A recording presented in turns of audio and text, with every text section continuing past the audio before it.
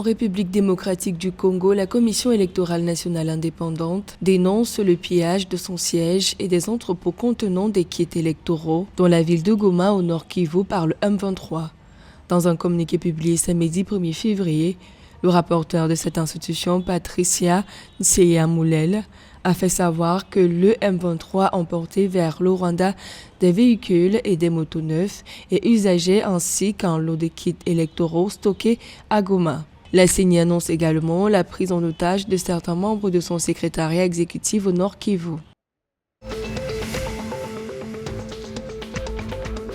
Le 31 janvier 2024, le ministre de la Justice et garde des Sceaux, Paul-Marie Gondchou, a présidé une séance de travail décisif pour valider les termes du protocole d'entente et de partenariat avec la société SICOP Côte d'Ivoire pour réhabiliter et construire plusieurs infrastructures judiciaires ainsi que l'immeuble siège du ministère de la Justice au Gabon. Cette séance de travail s'est tenue en guise de réponse aux recommandations mises en œuvre dans le cadre du premier symposium sur la réforme du système judiciaire organisé du 21 au 24 novembre 2023.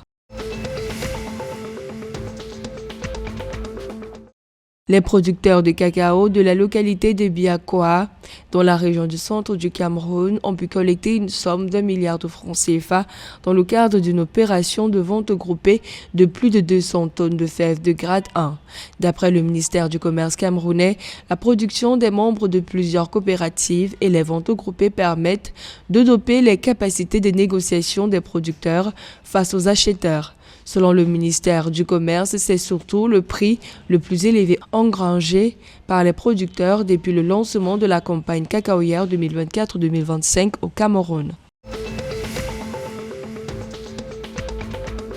Dans un communiqué de presse publié le 1er février 2025, la plateforme des organisations de la société civile du Waidai a exprimé sa profonde préoccupation face à la pénurie persistante de carburant et de gaz à Abéché dans le massif de l'Ouadaï. Cette situation, selon les membres de cette société civile, entraîne une flambée des prix de d'autres produits de première subsistance, aggravant les difficultés quotidiennes des habitants. Face à cette crise, la plateforme a ainsi appelé les autorités compétentes à prendre des mesures urgentes et efficaces pour garantir un approvisionnement stable de ces produits essentiels.